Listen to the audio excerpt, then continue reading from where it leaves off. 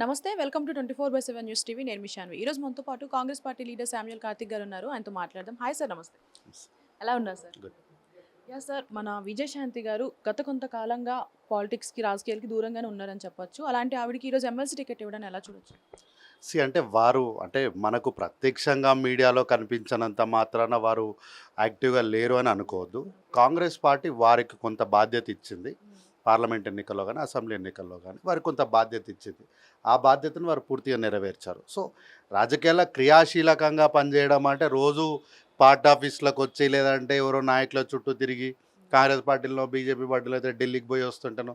ఇట్లా ఉంటేనే క్రియాశీలకంగా కాదు. మన పార్టీ ఎదుగుదలకు, పార్టీ కార్యకర్తలను బ్రతికించడానికి ఈరోజు పార్టీ అధికారంలోకి రావడానికి వారు కూడా ఒక కారణం. కాబట్టి ఈరోజు ఒక బీసీ బిడ్డగా వారికి ఒక మంచి అవకాశం వచ్చింది. కాంగ్రెస్ పార్టీ కొత్త వినూత్న ప్రయత్నం చేసింది. ఇచ్చిన మాట కట్టుబడుతూ బీసీలకు పెద్దపీట వేయడానికి ప్రతి చోట ప్రయత్నం చేస్తుంది. Let's appreciate that one.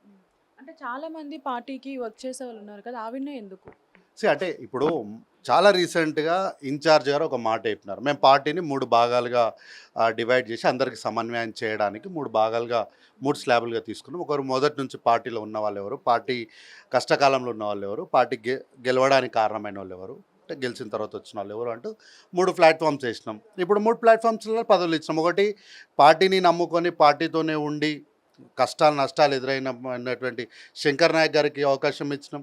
Telangana ఆవిర్భావానికి కారణమైనటువంటి అద్దంకి దయాకర్ ఎస్సీ బిడ్డకి ఇచ్చినాం. అట్లాగే ఇచ్చిన మాటను కట్టుబడుతూ బీసీ బిడ్డ అయినటువంటి పార్టీ గెలిపించడానికి వచ్చినటువంటి థర్డ్ స్లాబ్లో అద్దంకి మన విజయశాంతి గారికి ఇచ్చినాం. సో పార్టీ మేము ఏం చెప్పినామో ఆ పని చేసినాం.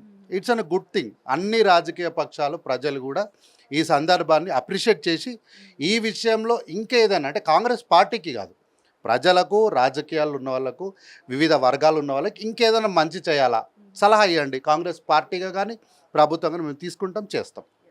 Thank you so much sir. Yeah sir, మన విజయశాంతి గారు గత కొంతకాలంగా పాలిటిక్స్కి రాజకీయాలకి దూరంగానే ఉన్నారని చెప్పొచ్చు. అలాంటి ఆవిడకి ఈరోజు ఎమ్మెల్సీ టికెట్ ఇవ్వడం ఎలా చూడొచ్చు? వారు మనకు ప్రత్యక్షంగా మీడియాలో కనిపించనంత మాత్రాన వారు యాక్టివ్గా లేరు అని అనుకోవద్దు.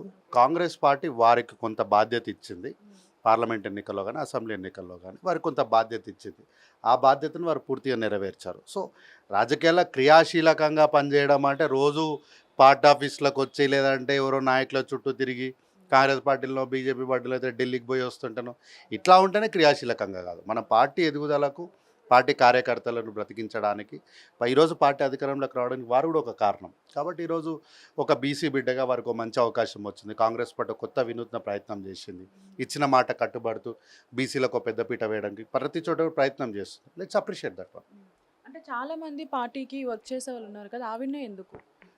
ఇప్పుడు చాలా రీసెంట్గా ఇన్ఛార్జ్ గారు ఒక మాట చెప్పినారు. మేము పార్టీని 3 భాగాలుగా డివైడ్ చేసి అందరికి సమన్వయం చేయడానికి 3 భాగాలుగా 3 స్లాబులుగా తీసుకున్నాం. ఒకరు మొదటి నుంచి పార్టీలో ఉన్న వాళ్ళు ఎవరు, పార్టీ కష్టకాలంలో ఉన్న వాళ్ళు ఎవరు, పార్టీ గెలవడానికి కారణమైన వాళ్ళు ఎవరు, అంటే గెలిచిన తర్వాత వచ్చిన వాళ్ళు ఎవరు అంటూ 3 ప్లాట్ఫామ్స్ వేసినాం. ఇప్పుడు 3 ప్లాట్ఫామ్స్లో పదవులు ఇచ్చినాం. ఒకటి, పార్టీని నమ్ముకొని పార్టీతోనే ఉండి కష్టాలు నష్టాలు ఎదురైనటువంటి శంకర్ నాయక్ గారికి అవకాశం ఇచ్చినాం. తెలంగాణ ఆవిర్భావానికి కారణమైనటువంటి అద్దంకి దయాకర్ ఎస్సీ బిడ్డకి ఇచ్చినాం. అట్లాగే ఇచ్చిన మాటను కట్టుబడుతూ బీసీ బిడ్డ అయినటువంటి పార్టీ గెలిపించడానికి వచ్చినటువంటి థర్డ్ స్లాబ్లో అద్దంకి మన విజయశాంతి గారికి ఇచ్చినాం. సో పార్టీ మేము ఏం చెప్పినామో ఆ పని చేసినాం.